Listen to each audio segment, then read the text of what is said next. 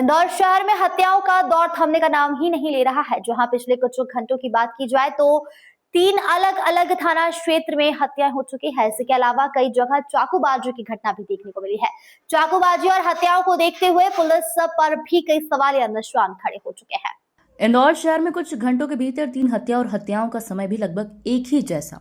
जी हाँ, हम बात कर रहे हैं इंदौर शहर की जो स्वच्छता में नंबर 1 बन चुका है और अब हत्याओं में भी नंबर 1 बनने की कगार पर है।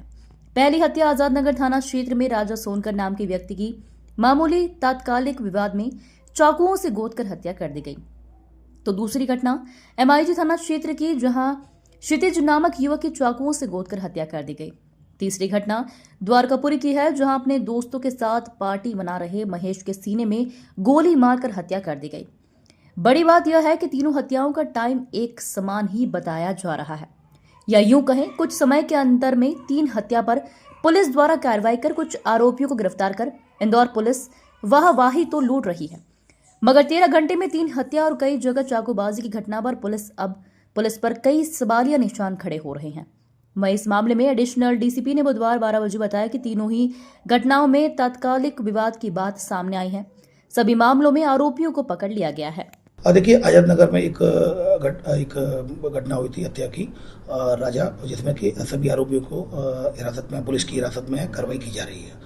दूसरी घटना हुई थी, ये भी जो राजा की जो घटना हुई थी वो तात्कालिक विवाद को लेकर थी। ये आपस में बैठकर ही ये पार्टी कर रहे थे, फिर एकदम से ये एक कोई तात्कालिक विवाद हुआ, उसके बाद ये घटना हुई।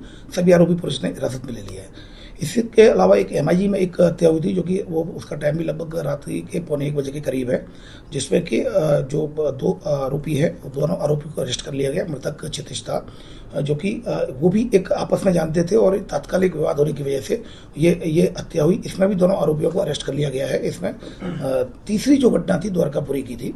द्वारकापुरी में भी लगभग वही टाइम था, 12:30 से 1 के बीच में दिग्विजय मल्टी में एक महेश वाचू नाम की व्यक्ति की जो कट्टे से गोली चलाकर हत्या कर दी थी। ये भी बात सामने आई थी। ये छत पर बैठकर दिग्विजय मल्टी में ये लोग पार्टी कर रहे थे अलग अलग, और फिर एक बात विवाद हुआ और विवाद पर फिर उसने चाकू मारा। तभी फिर इसलिए जो आरोपी पक्ष है उसके द्वारा अपने जो लोग बुलवा लिए और उसके द्वारा इसमें फायर कर दिया गया, तो छाती में गोली लगी और उसमें वो एक्सपायर हो गया महेश।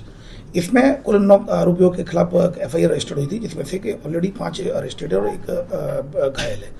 कुल मिलाकर अगर आप देखेंगे तो तीनों ही घटनाओं में तात्कालिक विवाद सामने आया है, और तात्कालिक विवाद सामने होने की वजह से उस समय ये आपस में सारे मृतक और आरोपी जो हैं वो एक दूसरे को जानते थे और सब लोग उठने बैठने वाले थे साथ में, और सब लोग एक दूसरे को पहचानते थे। ऐसी स्थिति और तात्कालिक विवाद को लेकर ये घटना हुई है।